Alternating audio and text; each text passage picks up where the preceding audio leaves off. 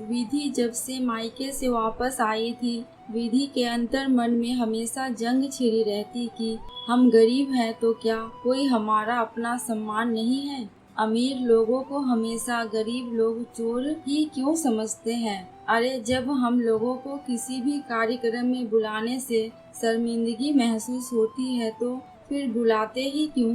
विधि के मन ही मन में एक जंग चल रही थी। विधि के पति ने बहुत समझाया कि छोड़ो विधि, हम भी किसी से कम थोड़ी है। जो खाते हैं अपनी मेहनत का खाते हैं, किसी के सामने हाथ थोड़ी फैलाते हैं। विधि के पति नयन एक छोटी सी मैकेनिक की दुकान करके अपना जीवन यापन करते हैं। साथ में ही विधि भी सिलाई कढ़ाई का काम करके घर के खर्चे लायक पैसे तो कमा ही लेती है। विधि के मायके में माँ पिता तो थे नहीं, 2 भाई व भाभी थे। एक भाई की शादी हो चुकी थी, दूसरे भाई की शादी होने वाली थी। विधि की भाभी शिखा अपनी बहनों को ज्यादा तवज्जो देती थी, ननद को नहीं।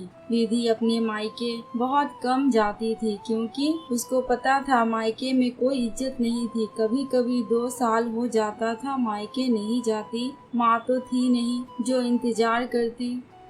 विधि इंतजार करती रहती कि काश कभी तो झूठे मुंह से ही फोन करके भाभी कह दे कि दीदी कब आ रही हो मायके। लेकिन विधि की उम्मीदों पर पानी फिर जाता और उसका इंतजार सिर्फ इंतजार बनकर रह जाता।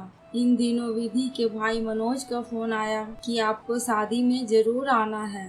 विधि के मायके में छोटे भाई की शादी थी। छोटे भाई की शादी भी भाभी अपनी बहन से करवा रही थी। छोटे भाई की शादी में विधि और उसके परिवार वालों को बुलाया गया। विधि बहुत खुश थी, जो उसके पास था उसने सब लिया और सब अपने छोटे भाई की शादी में पहुंची। तब उसकी भाभी ने उसकी तरफ मुंह सिकुड़ते हुए कहा, रे दीदी, कम से कम आज के दिन तो बढ़िया महंगी सी साड़ी पहन आती। आजकल तो एक से एक लेटेस्ट डिजाइन की साड़ियाँ मिलती है। और ये क्या, जीजू को अपने जोकर की तरह कपड़े पहना रखे हैं। लगता है शादी का कोट है जो छोटा हो गया है। भाभी की बातें सुनकर लगा जैसे वह विधि की गरीब होने का मजाक बना रही है। शिखा ने अपनी ननद और नंदोसी की इंसल्ट करने में कोई कमी नहीं छोड़ी। फिर दिखावे के लिए बोली, अरे दीदी, मेरी बातों का बुरा मत मानना। यह शब्द सुनकर विधि अंतर मन में एक जंग छिड़ी रहती कि क्या इस शादी में मुझे इसलिए बुलाया कि मेरी इंसल्ट कर सके,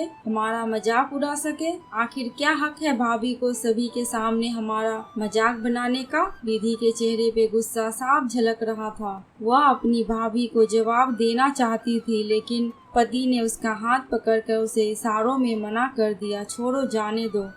विधि अंदर ही अंदर गुस्से को पी गई और शादी में आए हुए रिश्तेदारों से मिलने लगी। आस पड़ोस के लोगों ने विधि से पूछा कि अरे विधि, तुम्हारी शादी क्या हुई? तुम तो मायके का रास्ता ही भूल गई। अरे कभी कभी तो आ जाया करो अपने भैया भाभी से मिलने। तेरी भाभी बेचारी यही कहती रहती है कि विधि दीदी को हम तीज त्योहार पर फोन करते हैं आने के लिए, लेकिन कभी आती ही नहीं है। पड़ोसन की बात सुनकर विधि ने कहा, आया वहीं जाता है जहाँ मान सम्मान हो। बिन बुलाए आकर अपनी बेइज्जती कराने से अच्छा है अपने घर पर ही रहो। आधी रोटी खाती हूँ पर अपने घर इज्जत की खाती हूँ। अगर कभी भाभी ने फोन किया होता तो जरूर आती, लेकिन शादी के बाद मेरे अपनों ने ऐसा पल्ला झाड़ा कि जैसे हम उनके कुछ लगते ही नहीं है। आज शादी में बुलाया तो चली आई, वरना नहीं आती। विधि ने सीधे मुंह पर सच बोलते हुए कहा। तभी वहाँ शिखा भाभी आ गई और विधि को एक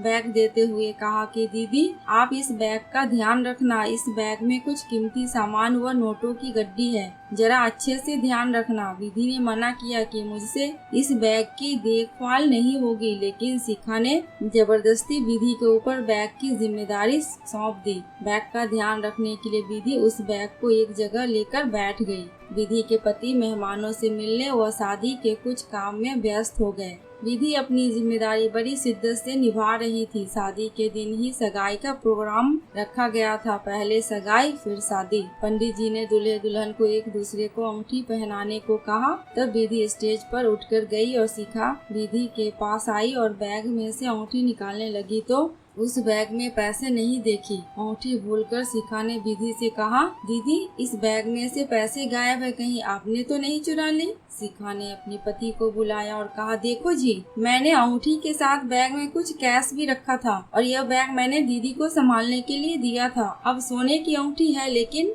बैग में पैसे नहीं है। पैसे चोरी होने की खबर आग की तरह फैल गई। सभी लोगों की निगाहें विधि पर ही टिकी हुई थी, जैसे पैसे विधि ने ही लिए हो। विधि ने कहा, भाभी आपने मुझे बैग जैसे दिया मैंने उसी तरह से रखा। मैंने इसे नहीं छेड़ा और नहीं खोलकर देखा कि इसमें क्या है। आप कहीं और देख ले, मैंने पैसे की चोरी ही नहीं किया। सच में भाभी, मैंने पैसे नहीं चुराई। मैं गरीब भी हूँ लेकिन मैं चोर नहीं हूँ। आप लोग ठीक से पैसे मिल जाएंगे। विधि ने बेबसी से कहा, मैंने बैग को खूब अच्छे से देख लिया, इसमें पैसे नहीं है। अब वहाँ इकट्ठे लोग तरह तरह की बातें बनाने लगे कि इसे शर्म नहीं आई अपने ही भाई के घर में चोरी करते हुए। अरे गरीब है, पैसे देखकर लालच आ गई होगी। और न जाने क्या क्या लोग बोले जा रहे थे। शिखा ने, लगता है दीदी ने पैसे नंदोई जी को देकर घर भेज दिया। पैसे को छिपाने गए हैं तभी नंदोई जी नजर नहीं आ रहे हैं। शिखा ने नजर घुमाते हुए कहा, सच कह रही हूँ भाभी, मैंने चोरी नहीं की। मैं गरीब जरूर हूँ लेकिन चोर नहीं। आखिर आप मुझ पर चोरी का इल्जाम लगाकर साबित क्या करना चाहती हो? आप सब मेरा यकीन कीजिए, मैंने चोरी नहीं किया। विधि चीख चीख कर कह रही थी कि मैं चोर नहीं हूँ। विधि की आवाज सुनकर उसका पति आया जो इस सब बातों से अनजान था। विधि का भाई अपने ही जीजा जी की तलाशी लेने लगा लेकिन कुछ नहीं मिला। आखिर पैसे गए तो कहाँ गए? तभी शिखा की बहन जो ब्यूटी पार्लर तैयार होने गई थी वो पार्लर से लौटी और गार्डन में भीड़ इकट्ठा देख झट से वहाँ आई। क्या हुआ है यहाँ? आखिर यहाँ इतनी भीड़ क्यों है? शिखा की बहन सोना ने सवाल किया। तब शिखा ने कहा, क्या बताऊं, मैंने अपनी ननद को बैग संभालने दिया। उसमें अंगूठी के साथ साथ पैसे भी थे। सोने की अंगूठी तो है लेकिन पैसे देख ननद साहिबा का मन फिर गया। उन्होंने बैग में से पैसे चोरी कर लिया और झूठ बोल रही है कि चोरी नहीं किया। तभी सोना बोली, अरे जीजी, वो पैसे तो आपने मुझे रखने के लिए दिया।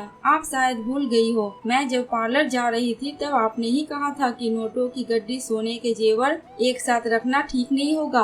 कभी पैसे इधर उधर हो गए तो आफत आ जाएगी, इसलिए आपने वो पैसे मुझे रखने के लिए दे दिया। मैं अभी लेकर आई पैसे, सोना ने कहा। अब सभी के सामने सब कुछ साफ था। शिखा और विधि के भाई का सिर सभी के सामने झुका हुआ था। दोनों विधि और उसके पति के आगे हाथ जोड़कर माफी मांगने लगे। हमें माफ कर दो, बिना सोचे समझे आप लोगों को हमने गलत समझा। लेकिन विधि के अंतर्मन में गुस्से और अपमान का ज्वालामुखी फूट रहा था। उसने सीधे मुंह कहा, तुम लोगों को हमारा अपमान करना था जो तुमने कर दिया। अब माफी मांगकर क्यों अपने आप को शर्मिंदा कर रहे हो? मैंने कितनी बार कहा कि मैंने चोरी नहीं किया, लेकिन मेरी तुमने एक नहीं सुनी। मेरे साथ साथ मेरे पति के ऊपर भी इल्जाम लगा दिया। तुम लोगों को लगा हम गरीब हैं तो हम अपनी जरूरतों के लिए चोरी करेंगे। हम गरीब भले हैं लेकिन हम भी स्वाभिमान से जीते हैं। हम अपने घर आधी रोटी खाते हैं लेकिन इज्जत की खाते हैं। मैं न तो अपना अपमान सहन कर सकती हूँ और न ही अपने पति का। जब तक सहन करने की हिम्मत थी करती रही, लेकिन अब बात मेरे और मेरे पति के आत्मसम्मान की है तो मैं आज से इस घर से रिश्ता तोड़ती हूँ। जहाँ रिश्तों का कोई मोल नहीं,